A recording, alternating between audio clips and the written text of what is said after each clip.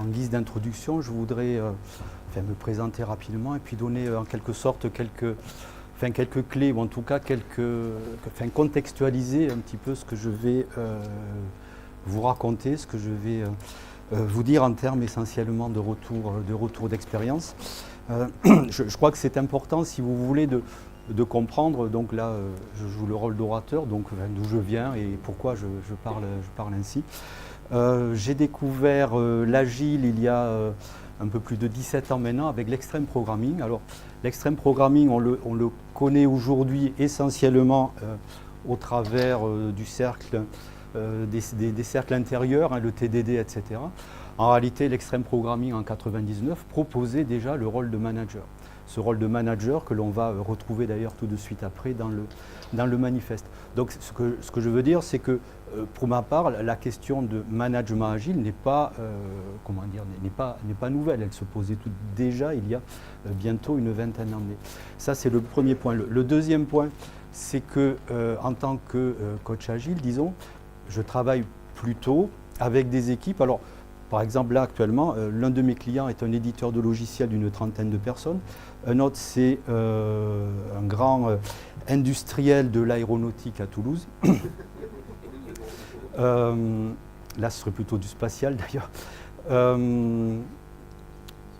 Quelle que soit la taille, je constate que, si vous voulez, dans l'organisation de mes clients, il y a quand même une certaine hiérarchie et une certaine culture du manager au sens quand même un petit peu directif. Si vous voulez, vous avez aussi des managers collaboratifs, pas la question, mais en tout cas, voilà, mon terrain de jeu, en quelque sorte, c'est ce type de structure. Donc, pour le dire autrement, je ne travaille pas, par exemple, ou ça m'est arrivé il y a très longtemps, avec des startups où il y a 3 personnes, avec une certaine, on va dire, équivalence entre les personnes, etc. Voilà.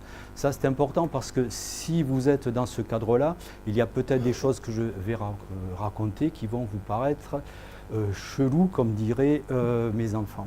Voilà, donc premier point, la question du management, on va voir qu'elle existe dès le manifeste agile. Deuxième point, je suis dans ce contexte donc, de manager avec une certaine culture, si vous voulez, j'apporte des solutions, etc. Je vais revenir là-dessus. Le troisième point, mais ça rejoint un petit peu d'ailleurs ce que disait Aurélien tout à l'heure, je considère en tant que coach agile que les personnes sont plus importantes que les process, y compris les process agiles. Ce qui veut dire qu'il y a une question qui se pose, qui est la question de l'adaptation finalement de l'agile.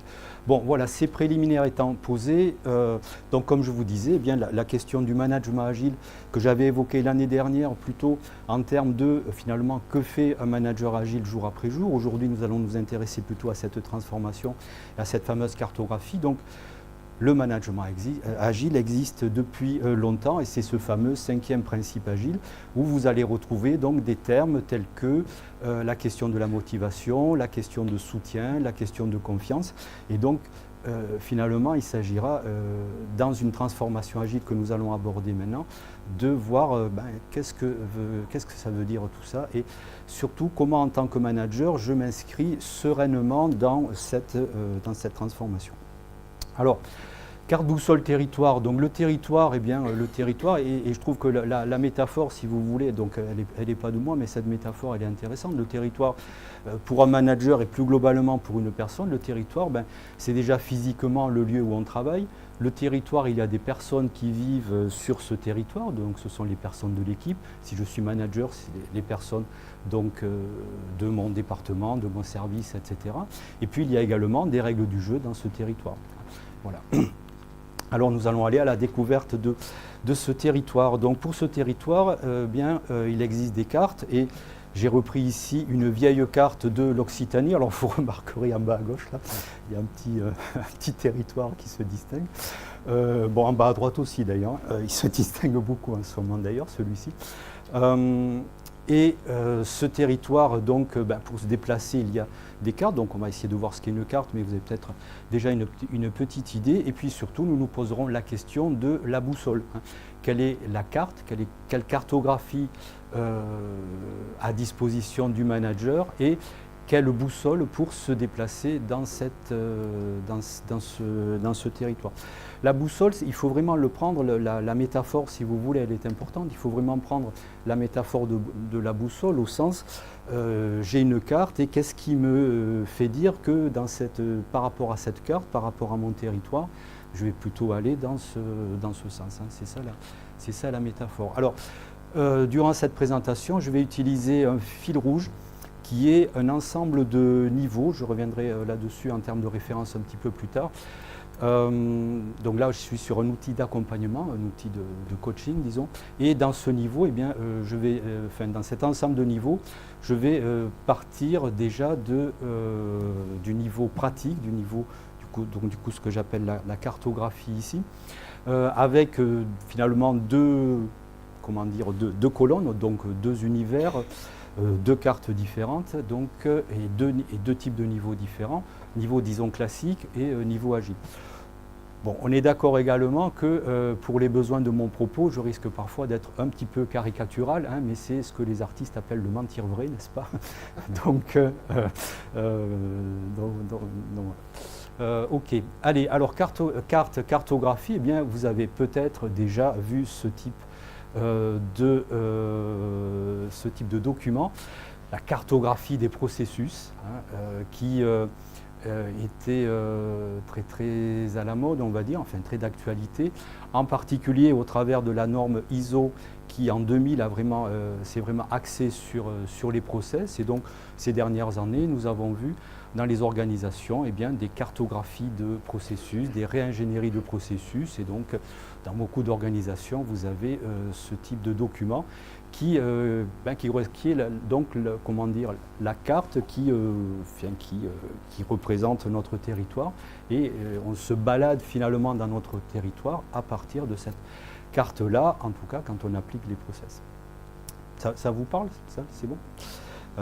Ok, bon, parce que c'est très agréable que vous soyez silencieux comme ça, mais des fois,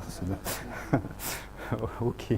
Voilà, donc nous avons rempli déjà ici une première partie de notre tableau. Alors, le propos de ce fil rouge-là et de ces niveaux, c'est de dire qu'en réalité, dans une situation donnée, il y a plusieurs niveaux qui interviennent, qui sont tout aussi, si vous voulez, prégnants les uns que les autres.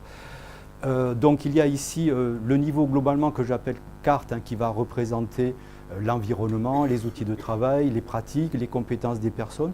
C'est un niveau qu'on dit visible, c'est-à-dire que d'une manière ou d'une autre, je peux plus ou moins mesurer, évaluer ce niveau. Par exemple, je peux évaluer des compétences je sais pas, de product owner pour ce qui nous intéresse, ou des compétences de chef de projet. Je peux évidemment voir que tel outil est en place, etc. L'idée ici, c'est de dire quoi? C'est de dire que ces cartes, ces pratiques existent car elles s'inscrivent, elles correspondent à un certain nombre de principes.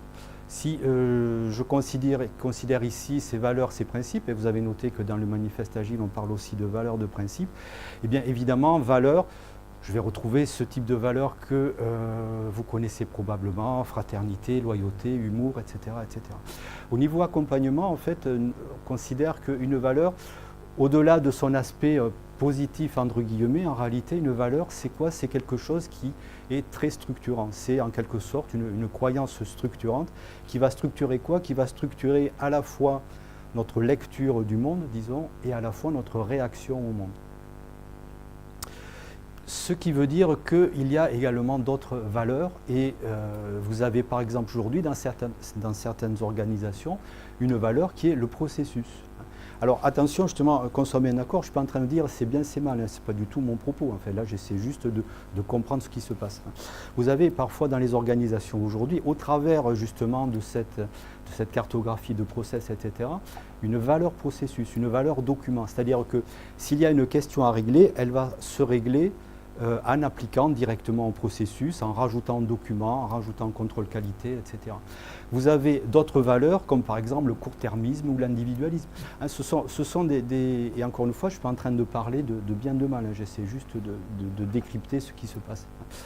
Et vous voyez que tout de suite, la question qui va se poser, c'est par exemple, que se passe-t-il lorsqu'on met en place une approche agile et que malgré tout, les entretiens annuels sont très centrés individualisme, hein. Voilà, c'est un petit peu ce qui va faire le fil rouge ici. Donc, vous avez un certain nombre de valeurs et de principes.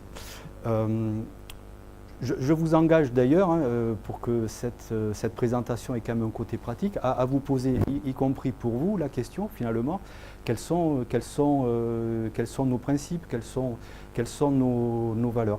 Si je prends un exemple tout simple, si vous appliquez ce qu'on appelle le cycle en V, le cycle cascade, qui est-ce qui ne voit pas quand je dis cycle en V, c'est bon?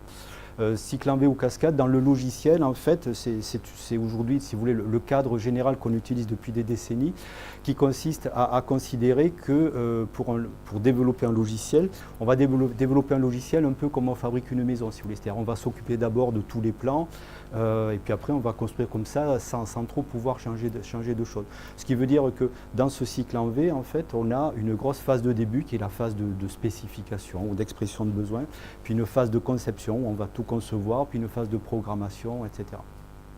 Bon, ce cycle en V, du coup, en réalité, est basé sur des principes, des croyances, comme par exemple, il est possible de tout prévoir au début.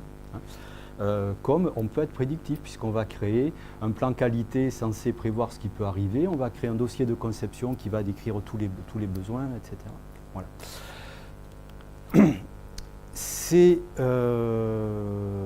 Tous ces principes, toutes ces pratiques, finalement, du coup, sont appliqués, sont actés par un certain nombre d'acteurs, justement, de rôles, d'identités, de fonctions. Et alors, dans le rôle de manager, qui est vraiment, évidemment, très très large, en fait, je pense qu'un manager, quelle que soit la situation, réinvente presque son boulot jour après jour. Donc, malgré tout, ici, je vais retenir quelque chose qui me semble tout à fait typique, à la fois de ce qu'est ce rôle de manager classiquement, et puis c'est quelque chose qui va évidemment m'intéresser dans ma démonstration ici, pour voir la différence avec une approche agile.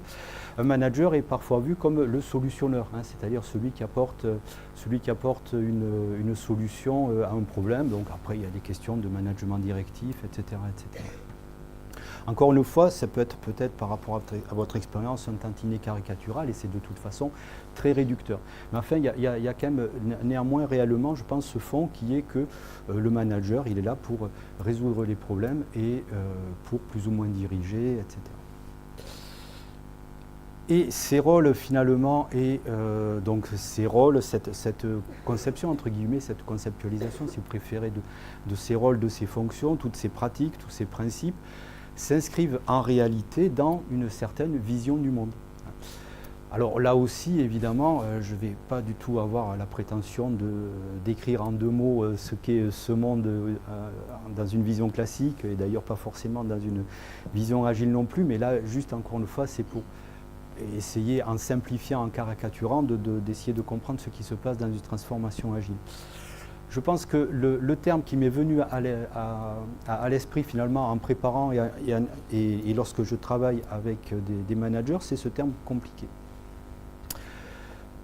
Ce terme, le monde est compliqué. Alors, je vais revenir justement là-dessus un petit peu plus tard. On pourrait presque dire que non seulement la vision du monde, donc dans cette approche-là, c'est une vision de monde compliqué, c'est-à-dire quand même pas forcément facile à comprendre. Parfois, c'est à se demander si ce n'est pas une vision quand même, comment dire, datée. Certains considèrent qu'aujourd'hui, on est en train de développer des produits du XXIe siècle, mais avec des méthodes type cycle en V qui datent quand même en gros d'une trentaine ou quarantaine d'années, enfin années 70, et même avec un style de management qui lui est carrément séculaire, puisqu'on retrouve le taylorisme, etc. Voilà, donc c'est de ça dont je parle, quelle est notre vision du monde. Et encore une fois, je ne suis pas du tout dans est-ce que c'est bien, est-ce que c'est pas bien, j'essaie juste de décrypter ce qui se passe.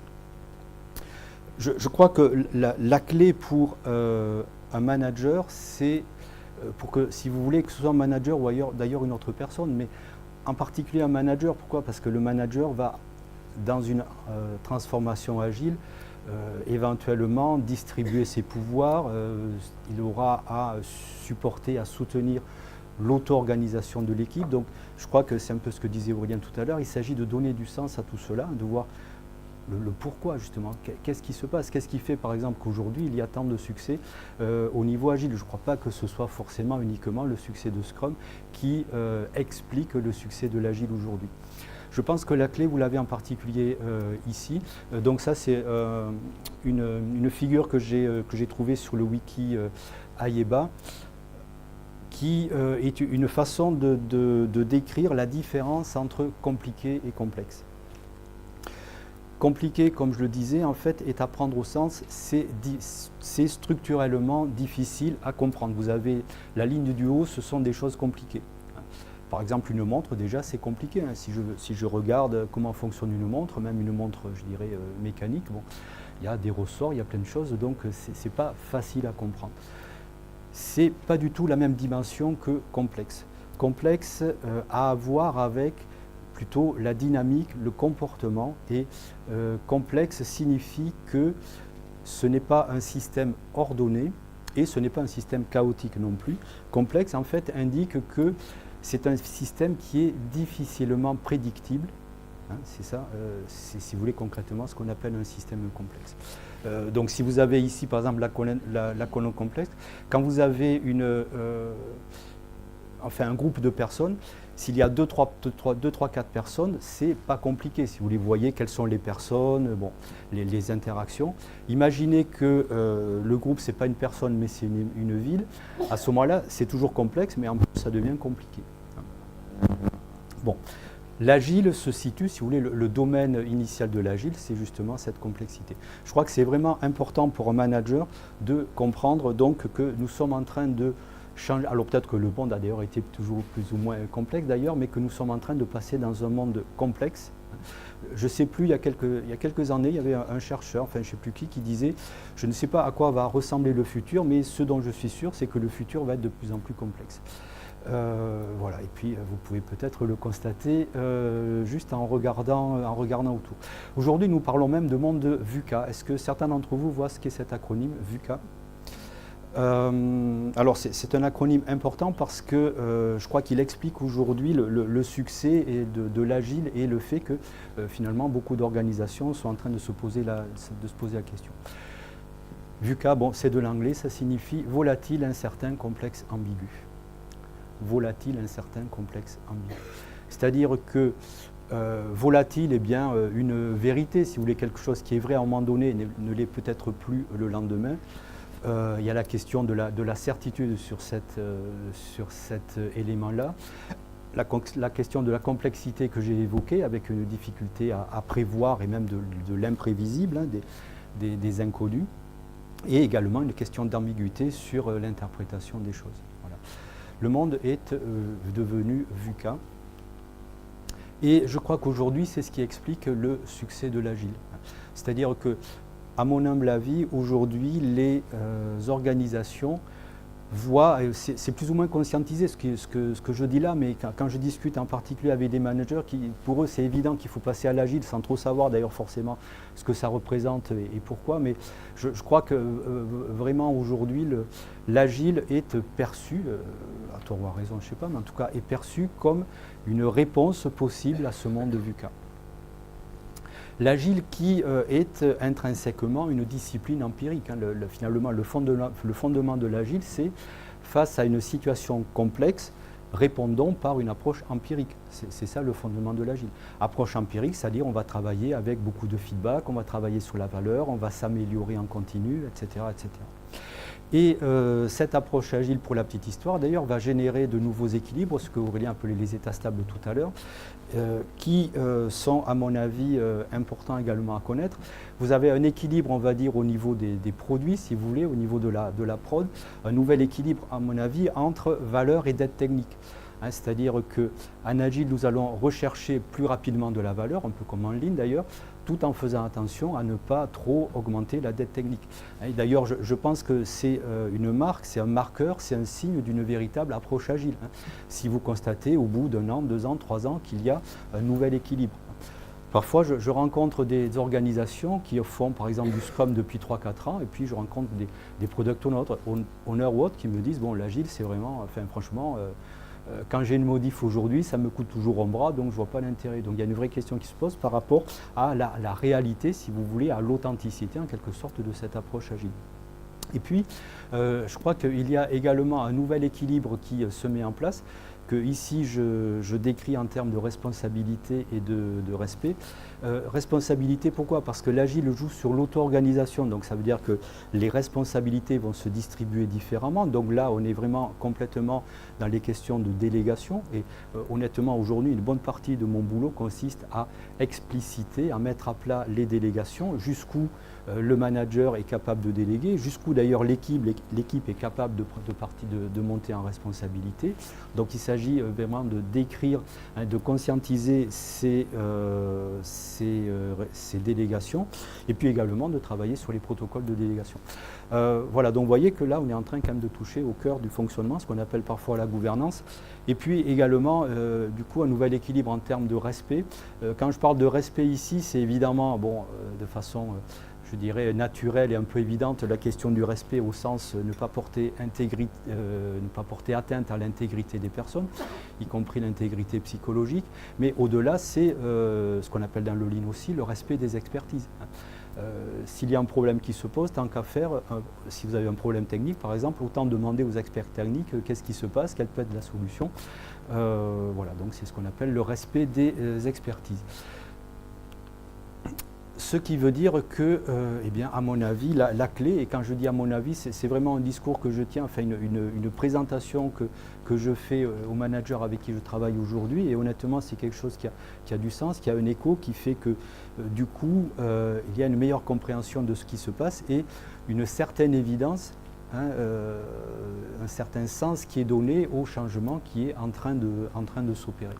Alors évidemment, la question qui se pose, c'est du coup, eh bien, qu'est-ce que je deviens en tant que manager ou que devient un manager? Donc là, j'ai repris une planche sur la question du lâcher-prise, parce que je pense que le lâcher-prise, c'est quelque chose d'important au niveau management. Bon, c'est parce que je voulais absolument une planche, alors j'ai trouvé celle-ci. C'est bon? Voilà, ça c'est fait. On pourrait presque parler de VUCA manager si vous voulez. VUCA manager, c'est au sens comment en tant que manager je m'inscris dans ce monde complexe en fait. Comment je m'inscris dans ce monde complexe, c'est-à-dire un monde donc VUCA, un monde volatile, etc. Et quel est mon rôle dans ce monde-là. Voilà. Donc ça, si vous voulez, je pense que là on est vraiment au cœur du sujet, c'est-à-dire que si vous voulez, tout à l'heure Aurélien par exemple dans sa note d'intro évoquait la question de la résistance au changement. On peut parler, il y a une option qui consiste à parler d'homéostasie. L'homéostasie c'est quoi? C'est la fonction d'un système qui lui permet de rester stable.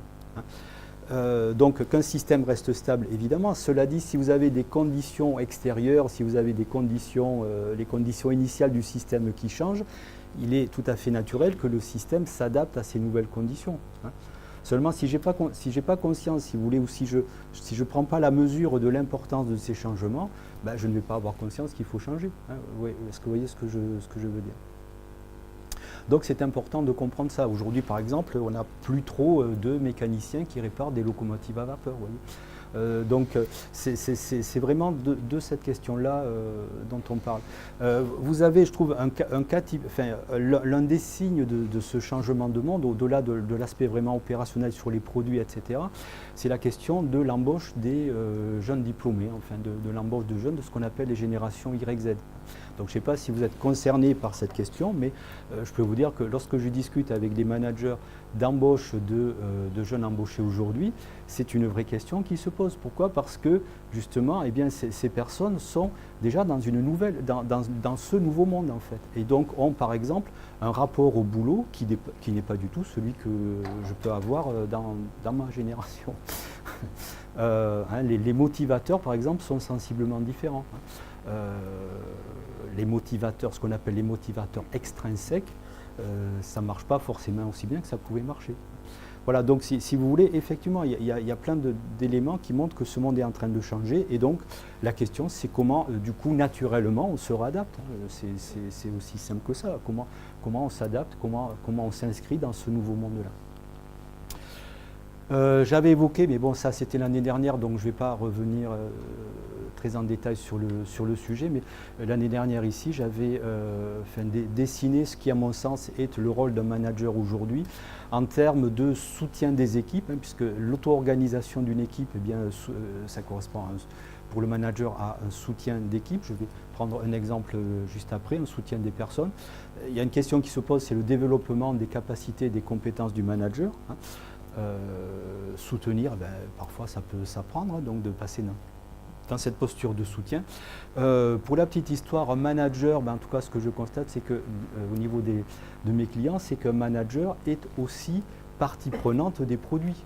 Donc en clair, si vous avez par exemple un product owner qui pilote, le produit, effectivement, ce qui est bien son rôle, malgré tout, ce pilotage, disons, s'inscrit dans un certain budget, des contraintes, etc., où là, c'est quand même le manager qui, lui, est partie prenante, pour ne pas dire décisionnaire sur ce genre de choses. Donc je crois que c'est intéressant pour un manager également de comprendre le fonctionnement d'une équipe agile, ce qu'est un plan agile. Comprendre pourquoi, par exemple, en agile, il est recommandé de livrer régulièrement, rapidement, pour aller chercher du feedback, etc., etc. Voilà. Donc je pense que vous pouvez, par exemple, sur SlideShare, vous allez trouver ces slides. Si vous êtes intéressé, il y a les slides qui existent. Et nous en arrivons à la question des valeurs, des principes. Alors, des valeurs, des principes, il y en a beaucoup en fait. Au niveau agile, vous avez déjà les 12 principes du manifeste agile. Je pense que si en particulier vous avez appris l'agile, vous avez découvert l'agile au travers de Scrum, de Kanban, je pense que ça vaut vraiment le coup d'aller réellement visiter, regarder de près ces 12 principes. Donc je ne parle pas de ce qu'évoquait Aurélien tout à l'heure, c'est-à-dire la première page avec nous découvrons de meilleures façons. Nous découvrons de meilleures façons de développer en pratiquant, en aidant les autres à le faire. Ça s'appelle de l'empirisme. C'est typique d'une approche empirique, puisqu'une approche empirique, c'est apprendre en faisant. Bon. Et donc, associé à ce qu'on appelle les 4 valeurs du manifeste, eh bien, vous avez 12 principes, comme par exemple, notre plus grande priorité est de livrer rapidement, régulièrement, un produit qui apporte de la valeur aux utilisateurs. Voilà, donc il y a 12 principes qui, à mon avis, définissent bien ce qu'est l'agile. Vous avez également les principes, les piliers des méthodes. Par exemple, dans Scrum, eh bien, au départ, il y a 3 piliers, transparence, inspection, adaptation. Bon, inspection, adaptation, c'est une façon de dire feedback rapide. Voilà, dans le Lean, dans le Kanban, vous avez également des principes. Dans Safe, puisqu'aujourd'hui on parle beaucoup de Safe, vous avez également des piliers de Safe. Voilà, donc tout ça sont des choses importantes. Attention à un point, c'est pas parce qu'on parle de valeurs, de principes, qui a un côté un peu invisible, si vous voulez, difficilement mesurable, que c'est gazeux, vous voyez ce que je veux dire, C'est tout aussi prégnant et c'est quelque chose qui est là, qui est là. Bon, personnellement, moi, je retiens en termes de synthèse, si vous voulez, je synthétise parfois les principes agiles de cette façon, c'est-à-dire qu'il s'agit d'être centré valeur. Centré valeur, ça veut dire quoi? Ça veut dire comment est-ce qu'on apporte rapidement de la valeur, comment on jette des pratiques qui, justement, n'apportent plus de valeur.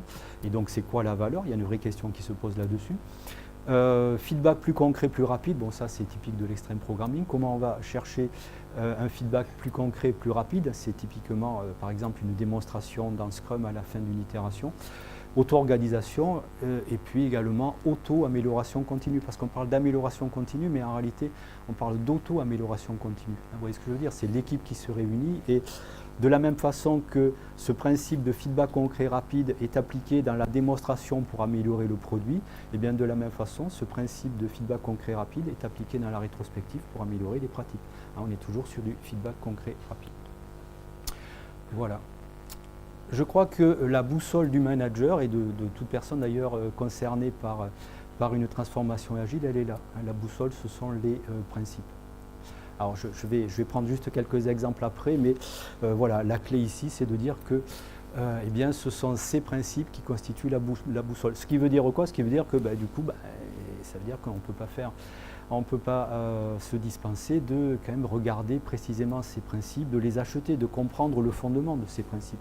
Par exemple, j'évoquais feedback concret rapide. Bon, il ne s'agit pas de dire oui, ok, dans l'agile on parle de feedback concret rapide. Il s'agit de comprendre, si vous voulez, le sens de ce principe. Pourquoi on met en avant ce principe? Quel est son intérêt? Voilà.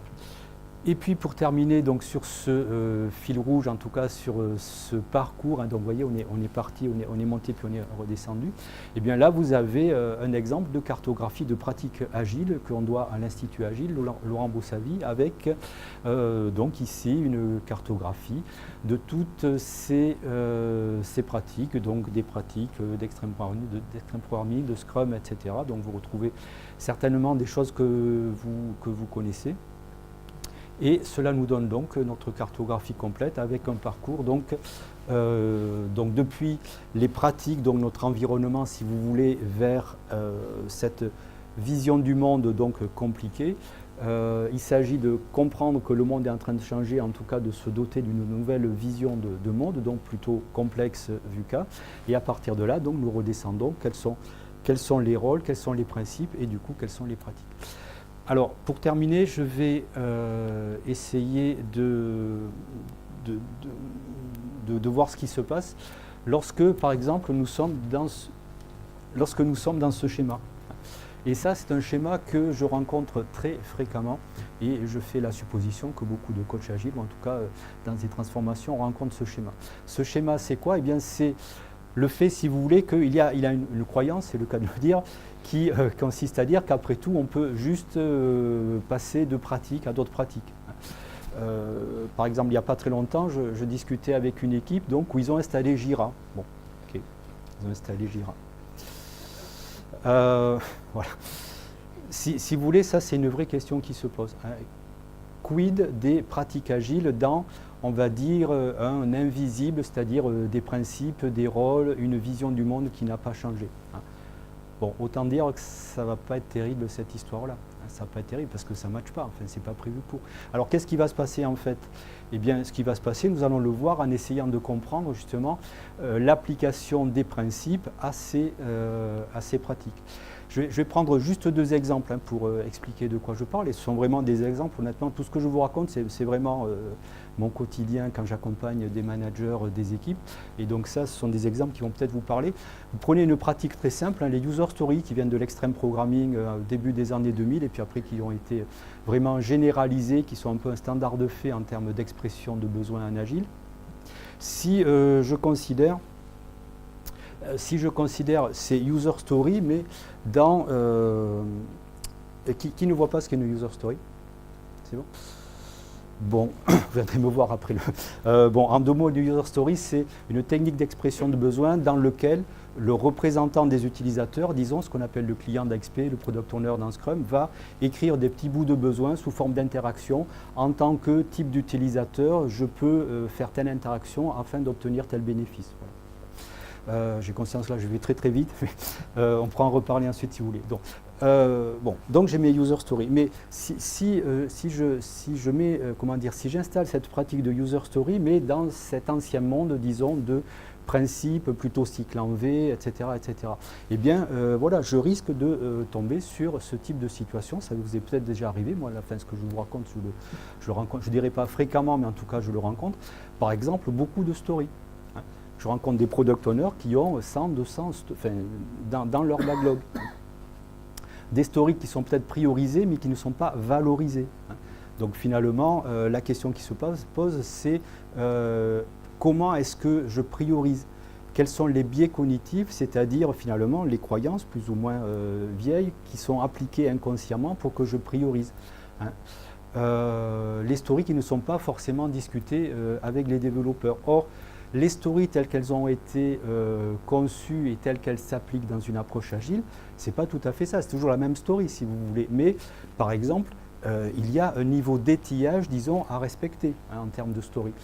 Il faut évidemment qu'il y ait un minimum de story, là je parle de story prête pour ceux qui connaissent, il faut qu'il y ait un minimum de story pour ne pas tomber en famine, mais également un maximum.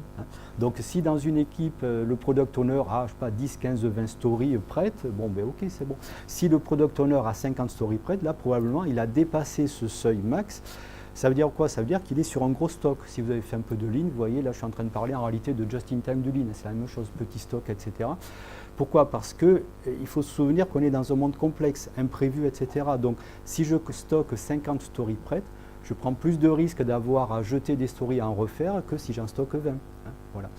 Donc vous voyez, ce que j'essaie de vous dire là, c'est que tout à fait concrètement, eh bien, si il n'y a pas comment dire, un changement de mindset, finalement un changement de perception qui est fait au niveau ici de la perception du monde, des principes, etc., eh bien vous allez avoir peut-être la sensation de faire de l'agile parce que vous utilisez des stories, mais en réalité, si j'ai 150 stories dans mon backlog, c'est exactement comme à l'époque quand j'avais 150 pages dans mon dossier de spec. Hein, c'est la même idée, je retombe sur le même fonctionnement en fait. Un autre exemple qui nous parle peut-être un peu plus en termes de management, si je considère le rôle de manager, et ça c'est vraiment quelque chose que je rencontre très fréquemment. Donc, Scrum propose ce rôle de manager de proximité qu'on appelle Scrum Master. Bon. Quand je dis ça, il se peut que parmi vous, il y en ait même certains qui se disent « Tiens, c'est bizarre, non, le Scrum Master n'est pas manager. » Eh bien, le Scrum Master, il gère les obstacles, il s'occupe de vérifier, d'assurer que l'équipe est focalisée, etc. Donc personnellement, j'appelle ça quand même un peu du management. Bon. Et ça, ce sont des choses vraiment que je vois très fréquemment. Si finalement, je ne fais pas attention encore une fois à ces principes, à ces rôles, à ce monde qui a changé, eh bien, je vais trouver quoi? Je vais trouver par exemple un Scrum Master qui en réalité est ce que j'appelle un chef de projet New Age, vous voyez, c'est-à-dire bon, quelqu'un plutôt sympa, collaboratif, etc. Mais je vais vraiment rencontrer, et ça c'est vraiment des choses que je rencontre régulièrement, un Scrum Master qui va animer le stand-up meeting. Un stand-up meeting dans lequel les développeurs vont parler au Scrum Master. Et donc, si vous voulez, ce stand-up meeting, ça n'a rien à voir avec ce qu'on appelle un stand-up meeting dans l'Agile, dans XP, dans Scrum. Ça a à voir avec un reporting quotidien à un chef de projet.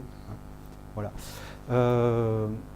Le Scrum Master va par exemple systématiquement solutionner. C'est vrai qu'on dit dans Scrum, alors faire attention au Scrum, je pense que si vous faites de l'Agile à partir de Scrum, ou si vous avez appris l'Agile à partir de Scrum, je vous invite vraiment à aller regarder quand même les principes agiles parce que c'est pas tout à fait la même chose quand même. Scrum est propice à faire de l'Agile, mais c'est pas parce que vous faites de Scrum que vous allez forcément faire de l'Agile, c'est ce que je veux dire.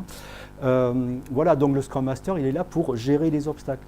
Mais attention, gérer les obstacles, ça veut dire qu'effectivement, il s'assure que l'obstacle va bien être enlevé.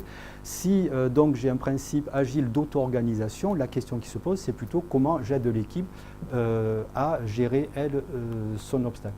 Voilà, comme le temps passe, je voudrais quand même absolument terminer. Vous avez, alors au niveau accompagnement, vous avez un outil de coaching qui est assez extraordinaire, qui est ce qu'on appelle les questions puissantes, pour ceux qui connaissent, les Powerful Questions. Et un manager agile peut tout à fait se doter du coup de questions agiles et puissantes. Donc orienter un petit peu quand même les questions puissantes dans un sens agile. Donc voilà quelques-unes que j'utilise. En quoi cette pratique respecte-t-elle ou pas les principes agiles? Tout à l'heure, la question des user stories. Donc quand même se poser la question, tiens, nous mettons en place des user stories, nous mettons en place ce rôle, cet outil, ce rythme, etc. Donc finalement, en quoi c'est agile ou pas? Mais vous voyez que tout ça, il peut y avoir un petit côté subjectif, mais enfin, en attendant, ça suppose quand même qu'on revient au principe agile. Quel dispositif mettre en place pour obtenir un feedback plus concret ou plus rapide, ou pour appliquer tel principe agile? Vous voyez, pour prendre un exemple très simple, imaginez que vous faites du Scrum, et donc vous savez que Scrum, à la fin, il y a une démo. La démo, elle consiste à inviter des utilisateurs pour qu'ils puissent donner du feedback pour justement améliorer ce produit par feedback rapide. Il y a bien des situations où vous n'allez pas avoir tous les jours des utilisateurs qui vont bien vouloir venir, enfin chaque 15 jours, etc. Donc, ok, quel dispositif mettre en place pour néanmoins aller chercher ce feedback concret, rapide des utilisateurs, hein? Imaginez quelque chose qui en réalité n'est peut-être pas forcément Scrum, mais on s'en fout, en fait ça c'est un outil, mais qui va être un peu plus agile, qui est du coup chaque mois aller visiter les clients, leur faire une démo. Hein. La question c'est comment je récupère ce feedback, c'est ce qui est important dans la démo. En fait. Alors ça c'est une question, alors là celle-ci c'est juste le summum de la question puissante agile. Parmi toutes les solutions, quelle est la plus simple? Parmi toutes les solutions, quelle est la plus simple? Si vous aviez carte blanche pour être agile, que feriez-vous? Donc ceux qui connaissent les questions puissantes retrouvent là les questions sous la forme « et si », etc. Donc là, voilà, si vous pouviez être agile, qu'est-ce que vous feriez? Si vous deviez le refaire en agile, qu'est-ce que vous feriez?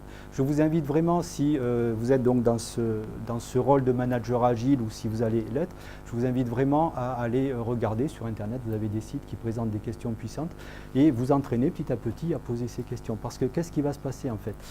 C'est vrai qu'a priori, le manager est perçu comme celui qui apporte la solution. Il devient celui qui aide à trouver la solution. Je parle évidemment de situations dans lesquelles l'équipe peut possiblement trouver une solution. Vous allez aider l'équipe à trouver sa solution. Donc vous allez augmenter, vous allez améliorer l'auto-organisation de l'équipe, vous allez augmenter son autonomie. Ce qui, vous le voyez, pose des questions finalement d'ego, d'identité, etc. pour le manager. C'est donc important de comprendre que mon identité de manager, elle s'inscrit aujourd'hui dans un monde de VUCA. Et donc il est normal qu'il y ait des choses qui changent et que mon identité s'adapte également à ce monde-là. Voilà donc tous ces slides qui seront publiés, donc il faudra voir avec l'organisation, mais ces slides évidemment pourront être publiés. Je pense pour terminer que bien cela pose une question au niveau manager et il s'agit de finalement hacker en quelque sorte sa propre culture. Vous avez un principe Toltec que je trouve tout à fait pertinent pour ceux qui s'intéressent ou qui connaissent un petit peu les accords Toltec. C'est ce qui est publié sous forme de 5e accord Toltec, qui historiquement est plutôt le 4e, mais bon, c'est « Soyez sceptiques, apprenez à écouter, ne me croyez pas, ne vous croyez pas, etc. » Et là, vous voyez, on retrouve, en fait, c'est terrible parce que c'est un principe agile, c'est le principe d'expérimentation concrète de l'agile. Qu'est-ce qui fait que l'on croit telle chose? Qu'est-ce qui fait que telle pratique est en place? Quand je vois par exemple aujourd'hui des reporting à l'heure, vous avez des projets qui durent actuellement. Là par exemple, j'interviens dans une équipe, il y a un gros projet industriel, on va dire 3 ans, et le reporting se fait à l'heure quand même. Bon, donc d'où est-ce que ça sort ce truc-là, Voilà. Vous avez également le fameux YAR, donc, que j'ai eu l'occasion de présenter dans des confs. Quelle est notre intention finalement? Se poser la question de notre intention, à quoi du coup je fais attention, quelles sont les actions que je mets en place, et le R, c'est le R de la répétition. On ne peut pas imaginer que les principes, les habitudes, les valeurs que j'évoquais tout à l'heure, type les process, les documents, qui ont été encryptés depuis 5, 10, 20, 30 ans, vont du jour au lendemain disparaître comme ça. Cela va demander à la fois maintenant de nouvelles expériences, de nouvelles habitudes qui vont petit à petit s'ancrer. C'est ce qu'évoquait Aurélien tout à l'heure. Les choses ne vont pas se faire comme ça du jour au lendemain. Voilà, donc pour terminer, finalement, en synthèse, si vous voulez, à mon humble avis, la clé, elle est ici dans une transformation. C'est-à-dire qu'il s'agit d'une part de comprendre, de constater que le monde change, qu'on passe à un monde VUCA, et donc la question, c'est quel est notre alignement, que l'on soit manager, finalement, product owner, etc.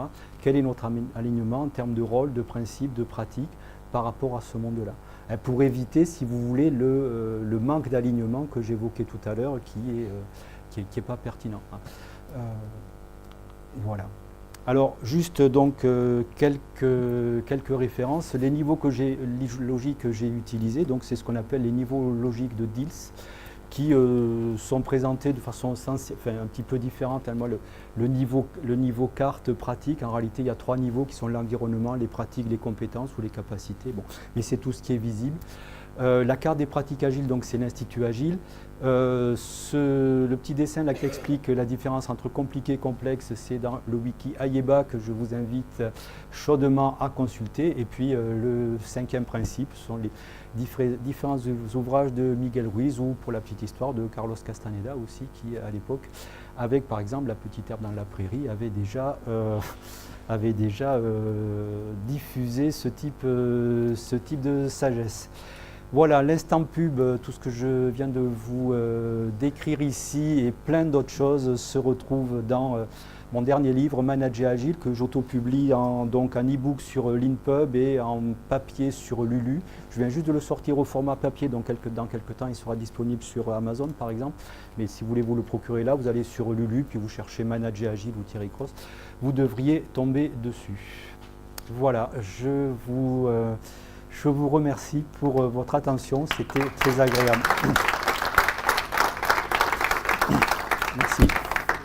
Merci.